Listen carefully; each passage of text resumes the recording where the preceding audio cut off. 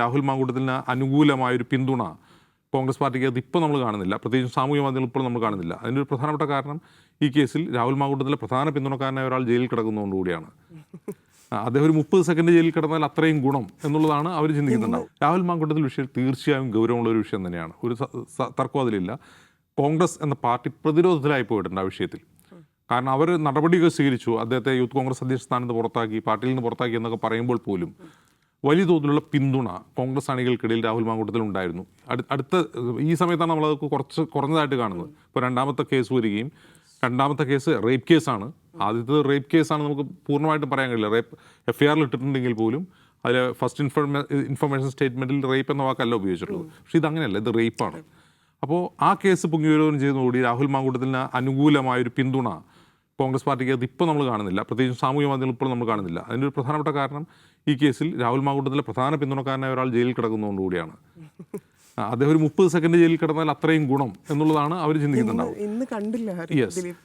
ദിലീപ് കേസിൽ അദ്ദേഹം പുറത്തു വേണ്ടതായിരുന്നു. അപ്പോൾ അതുകൊണ്ട് ഇതിനെ മറച്ചു കളയാൻ കഴിയുമോ എന്നുള്ളതാണ് പ്രധാനപ്പെട്ട ക്വസ്റ്റ്യൻ. തീർച്ചയായിട്ടും ആ സമയത്ത് ഈ ശബരിമല സ്വർണ്ണക്കൊള്ളയെക്കുറിച്ചൊന്നും തുടരന്വേഷണ വാർത്തകളൊന്നുമില്ല. N. വാസുവിലും പത്മകുമാറിലും അറസ്റ്റ്, ഇനി ആ അന്വേഷണം എങ്ങോട്ടെന്നുള്ള ചോദ്യത്തിന് ഇപ്പോഴും മറുപടി, അതേക്കുറിച്ചൊരു വാർത്തകളുമില്ല. ഒരു പക്ഷേ തെരഞ്ഞെടുപ്പ് കഴിയുമ്പോഴത്തേക്ക് അന്വേഷണ സംഘം വീണ്ടും മുന്നോട്ട് പോകുമായിരിക്കും. അവർക്ക് സമയം നീട്ടി കിട്ടിയിട്ടുണ്ട് ഹൈക്കോടതിയിൽ നിന്ന്.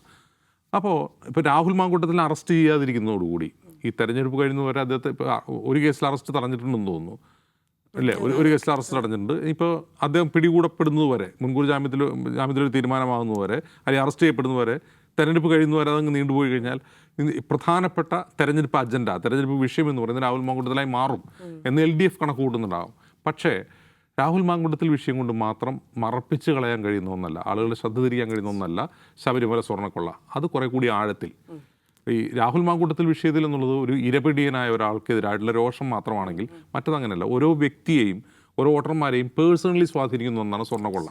അതുകൊണ്ട് അത് മറപ്പിച്ച് കളയാൻ കഴിയുമെന്നുള്ള ഒരു ആത്മവിശ്വാസം എത്രമാത്രം ഫലപ്രദമാകും, ഗുണം ചെയ്യും LDF എന്നുള്ളത് എനിക്കറിയില്ല. മറ്റൊരു പ്രധാനപ്പെട്ട കാര്യം, ഇതൊക്കെയാണെങ്കിൽ പോലും തദ്ദേശ തെരഞ്ഞെടുപ്പുകളിലെ ഏറ്റവും പ്രധാനപ്പെട്ട കാര്യം അതൊരു രാഷ്ട്രീയമായ തെരഞ്ഞെടുപ്പല്ല, അതൊരു പ്രാദേശികമായ തെരഞ്ഞെടുപ്പാണ്. അതുകൊണ്ട് അത് അസംബ്ലി തെരഞ്ഞെടുപ്പിനുള്ള സെമി ഫൈനലിൻ്റെ വിഷയമാകും എന്നുള്ള കാര്യത്തിൽ നമുക്കിപ്പോൾ ഉറപ്പ് പറയാൻ കഴിയില്ല. എങ്കിൽ പോലും നിലവിൽ ഇപ്പോൾ നാളെ വോട്ട് ചെയ്യാൻ പോകുമ്പോൾ നമ്മുടെ മുമ്പിലുള്ള വിഷയം 2 വിഷയങ്ങളാണെന്നുള്ളത്. ശബരിമല ഫ്ലോട്ട് ചെയ്യപ്പെട്ടിട്ടില്ലെങ്കിൽ പോലും ഇന്ന് ദിലീപ് കേസിൽ ദിലീപിനെ വെറുതെ വിട്ടതും രാഹുൽ മാങ്കൂട്ടത്തിൽ തന്നെയായിരിക്കും ആളുടെ മനസ്സിലുള്ള രാഷ്ട്രീയ വിഷയങ്ങൾ.